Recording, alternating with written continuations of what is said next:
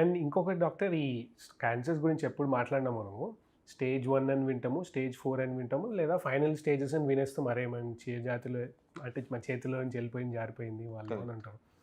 అంటే ఒక ఆర్గన్ తీసుకోండి డాక్టర్, సింప్లిసిటీ కోసం ఏదో ఒక ఆర్గన్, లంగ్ కానీ లేకపోతే ప్యాంక్రియాస్ కానీ ఏదో ఒక ఆర్గన్ తీసుకొని స్టేజ్ 1 అంటే ఏంటి, అది అక్కడ నుంచి స్టేజ్ 2 ఎప్పుడవుతుంది, స్టేజ్ 3 ఎప్పుడవుతుంది, 4 మాకు 4 వరకే తెలిసి ఇంకేమన్నా ఉంటాయా?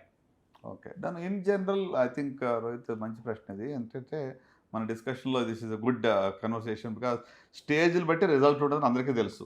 అడ్వాన్స్ స్టేజ్ ముదిరిపోయింది అనేది సర్వసాధారణంగా వింటూ ఉంటాం. ఎందుకు అంటే మన దేశంలో 70-80% క్యాన్సర్స్ స్టేజ్ 3, స్టేజ్ 4 డిటెక్ట్ అవుతాయి. అయితే లాస్ట్ స్టేజ్. వెరాస్ వెస్టర్న్ వరల్డ్‌లో అర్లీ స్టేజ్‌లో డయాగ్నోస్ అవుతాయి. So that is the reason అనమాట.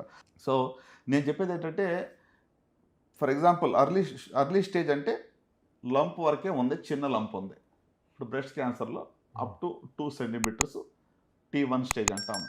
2 to 5 సెంటీమీటర్స్ ట్యూమర్ ఉంటే T2 స్టేజ్ అంటాము. ఓకే, మోర్ దాన్ 5 సెంటీమీటర్స్ ఉంటే T3 అంటాము. ఓకే, అలాగే స్కిన్ ఇన్వాల్వ్మెంట్ అయితే అంటే లేకుంటే నిప్పుల్ రిట్రాక్షన్ అయిపోయి లేకుంటే ఒక చొట్ట పడిపోవటము అట్లా వేరే పక్కన ఉన్న సరౌండింగ్ ఆర్గన్స్ ఇన్వాల్వ్ దాన్ని T4 అంటాము. అలాగే లింఫ్ నోడ్స్ ఆరం పిట్లోకి ఒకవేళ లింఫ్ నోడ్స్కి పాకింది అనుకుంటే N1 అంటాం ఫస్ట్ ఒక నోడ్కి అయితే. ఎక్కువ లింఫ్ నోడ్స్కి వెళ్తే N2 అంటాము. సో అంటే సింపుల్గా చెప్పాలంటే స్టేజ్ 1 అనేటువంటిది లోకలైజ్డ్ అర్లీ డిసీజ్. స్టేజ్ 2 కూడా లోకలైజ్డ్ కొంచెం పెద్దగా ఉంది సైజు. స్టేజ్ 3 అంటే ఏంటి, లోకో రీజనల్ డిసీజ్. అంటే ఎక్కడైతే లంప్ ఉందో అక్కడ ఉంటూ చుట్టుపక్కల పాకింది.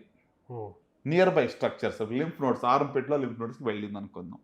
ఓకే, స్టేజ్ 4 అంటే లోకో రీజనల్ కాదు. స్టేజ్ 4 అంటే డిస్టెంట్ మెటాస్టాసిస్ అంటాం. అంటే దూర ప్రాంతాలకి అది పాకింది. దూరంగా వెళ్ళడం అంటే ఫర్ ఎగ్జాంపుల్ బోన్స్కి వెళ్ళింది, లంగ్స్లోకి వెళ్ళింది. బ్రెస్ట్లో నుంచి లంగ్స్కి వెళ్ళడము, బోన్స్లోకి వెళ్ళడము, లివర్లోకి వెళ్ళడము, లేకపోతే శరీరం వేరే భాగంకి వెళ్ళిందంటే దాన్ని స్టేజ్ 4 అంటాం. బ్రెయిన్లోకి వెళ్ళింది అనుకో. సో స్టేజ్ 4 అనేటువంటిది ప్రాక్టికల్గా చెప్తే ఇన్క్యూరబుల్. అంటే అన్ని చాలా చాలా ఆర్గన్స్కి ఆల్రెడీ వెళ్ళిపోయింది అది. లిమిటెడ్ డిసీజ్ ఉండి కొంతమందికి మాత్రమే కొంతమందిలో లిమిటెడ్ డిసీజ్ స్టేజ్ 4లో కూడా చాలా మందిలో మనం క్యూర్ చూస్తాం. అంటే 100% స్టేజ్ 4 అంటే ఎవరికి ఏం కాదండి అని కాదు. ఇప్పుడు మన మధ్య మీరు వినే ఉంటారు, సిద్ధు చాలా సెన్సేషనలైజ్ చేసి ప్రెస్ మీట్ పెట్టి ఏంటి లెమనేడ్ తీసుకుంటేనే కొన్ని ఆహార పదార్థాలు మార్చుకోవటం వల్ల నేను స్టేజ్ 4 3% ఛాన్స్ ఇచ్చారు డాక్టర్స్ అని చెప్పి. ఐ థింక్ ఇదంతా ఏంటంటే ఎగ్జాజరేషన్ అండ్ ఫాల్సిఫైడ్ ఇన్ఫర్మేషన్ అని చెప్తాను నేను. డయట్ ఇంపార్టెంటే. నేను డయట్ రోల్ లేదు జబ్బు ప్రివెన్షన్ అని చెప్పట్లా. కానీ స్టేజ్ 4లో ఉన్న వాళ్ళకి వచ్చి డయట్తోనే క్యాన్సర్ పోయింది అంటే ఇవన్నీ చేయడం ఎందుకండి? I be the first person to say okay let's do that. అంతే కదా. అంటే మిస్ఇన్ఫర్మేషన్ వస్తుంది కొన్నిసార్లు. ఈ ప్లాట్ఫామ్స్ ద్వారా కొన్ని డిస్కషన్స్, కొన్ని ఎస్పెషల్లీ సోషల్ మీడియా ద్వారా కూడా చాలా వరకు అన్నెసరీ. ఇప్పుడు నేనేమనుకుంటున్నాను తెలుసా, ఆ యొక్క సెన్సేషన్ న్యూస్ వల్ల ఎంతోమంది వాళ్ళ ప్రాణాలు పోగొట్టుకుంటారు. ఇంకా ముందే మనకు లేట్ స్టేజ్లో వస్తున్నారు. ఇప్పుడు ఏం చేస్తారు వాళ్ళు తెలిసా కూడా అది తిన్నాం ఇది తిన్నాం లెమనేడ్ తాగండి రకరకాలు ఎవరికి తెలిసింది వాళ్ళు చెప్తారు. అవన్నీ తీసుకుని ఇంకా మొదలు పెట్టుకుని వస్తారు. అప్పుడు మనం ఇంకేం చేయలేం. సో అంటే causing so much of damage అనమాట. అంటే మిస్ఇన్ఫర్మేషన్ కూడా ఇవ్వకూడదు. ఎస్పెషల్లీ ఈ ప్లాట్ఫామ్స్లో అథెంటిక్ ఇన్ఫర్మేషన్ వాట్ ఈస్ అంటే ఏది సెల్ అవుతుంది అది ఇవ్వకూడదు. చాలా మంది అదే చేస్తుంటారు. అంటే I know your passion I appreciate, ఎందుకంటే your as real as it can be. That's what కదా మన ఆర్ఆర్ఆర్ అంటే అది కదా, you're real.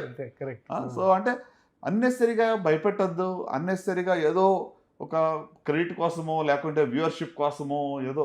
I think that's not. దానివల్ల చాలా డ్యామేజ్ ఉంటుంది. So coming back to stages గురించి మనం మాట్లాడుకుంటే స్టేజ్ 4 గురించి మనం మాట్లాడినప్పుడు దీని గురించి మాట్లాడుకున్నాం. కరెక్ట్. సో అర్లీ స్టేజ్లో ఒక modality of treatment is enough.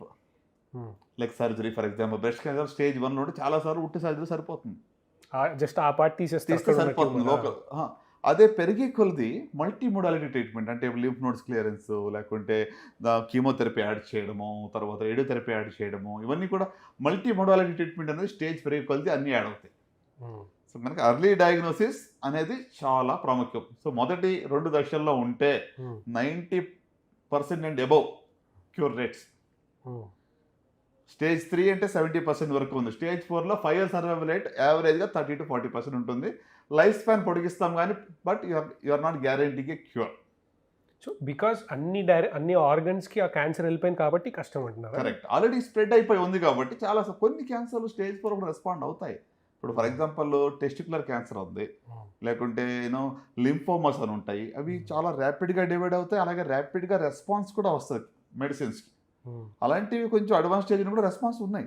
So నేను వాట్ వీఆర్ డిస్కసింగ్ ఇప్పుడు ఏంటంటే నార్మల్గా చెప్పాలి, lung cancer stage 4 can we cure it అంటే technically theoretically speaking it is not curable. కానీ కొత్త మందుల ద్వారా లంగ్ క్యాన్సర్ ఇది వరకు 3 to 6 months అంటే ఎక్కువ అనేది స్టేజ్ 4లో. అలాంటిది ఇప్పుడు టార్గెట్ థెరపీస్, ఇమ్యూనోథెరపీస్ అని రావటం వల్ల 8 years 10 years కూడా బతుకుతున్నారు స్టేజ్ 4లో. ఓకే, సో అంటే కొత్త మందుల వల్ల అడ్వాన్స్మెంట్ వల్ల కూడా డెఫినెట్గా లాంజివిటీ పెరుగుతూ ఉంది. Quality of life is also much better. ఇది వరకు చాలా సైడ్ ఎఫెక్ట్స్ ఉండేవి, ఇప్పుడు కొత్తగా వచ్చే మందులు అంత సైడ్ ఎఫెక్ట్స్ లేవు. రైట్. సో అంటే స్టేజింగ్ చాలా important. Early diagnosis most important. So ముందు దశలో కనుగొంటే క్యాన్సర్ని పూర్తిగా మనం జయించవచ్చు.